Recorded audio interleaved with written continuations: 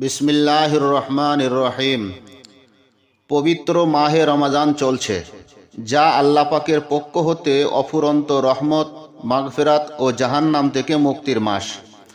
আল্লাহ পাক সূরা বাকারার 185 নম্বর আয়াতে বলেন, ফামাং শাহিদা মিনকুমুশ শাহরা ফালইয়াসুমহু, যে কেউ তোমাদের মধ্যে এই মাস পাবে সে যেন অবশ্যই রোজা রাখে। সহিহ বুখারী ও মুসলিমের হাওয়ালায় সাহেবে মিশকাতুল মাসাবিহ বর্ণনা করেছেন, নবীজি সাল্লাল্লাহু আলাইহি ওয়াসাল্লাম বলেছেন, জান্নাতের 8 প্রকার দরজা আছে, যার মধ্যে একটার নাম হলো বাবে রায়্যান, যে দরজা দিয়ে কেবল রোজাদাররাই প্রবেশ করবে।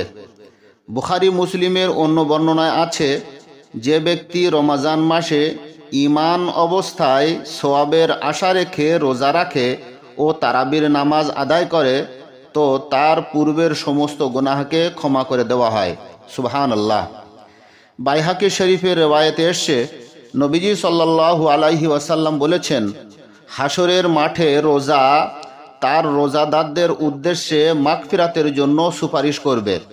সুতরাং রোজা বলবে, হে আমার প্রভু, আমি তাকে দিনের বেলায় পানাহার ও নফসানি খাহিশ থেকে বিরত রেখেছি, এজন্য তাকে ক্ষমা করে দিন।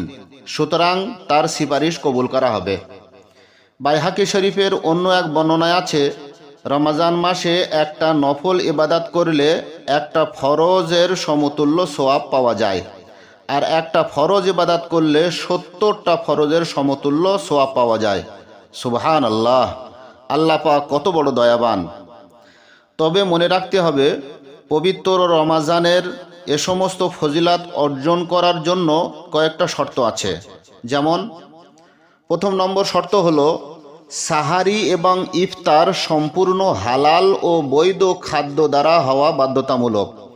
হারাম ও অবৈধ মাল, যেমন সুদ, ঘুষ, ধোকা দেওয়া পয়সা, ওজনে ফাঁকি দেওয়া পয়সা ইত্যাদি যদি কেউ সাহারি ইফতারি করে তাহলে তার রোজা কবুল হবে না।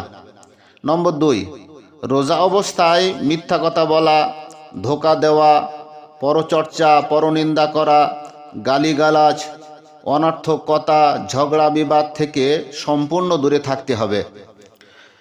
হযরত আবু হুরায়রা রাদিয়াল্লাহু তাআলা আনহু থেকে বর্ণিত, রাসূল আকরাম সাল্লাল্লাহু আলাইহি ওয়াসাল্লাম বলেছেন, যে ব্যক্তি রোজা অবস্থায় মিথ্যা, ধোকা ও অন্যান্য গুনাহের কাজ পরিহার করল না, তো তার পানাহার না করে থাকা আল্লাহ পাকের কোনো প্রয়োজন নেই। সহিহ বুখারী 6057 নম্বর হাদিস। আল্লাহ পাক আমাদের সকলকে রোজার হক আদায় করে প্রত্যেকটি রোজা রাখার তৌফিক দিক। আমিন সুম্মা আমিন।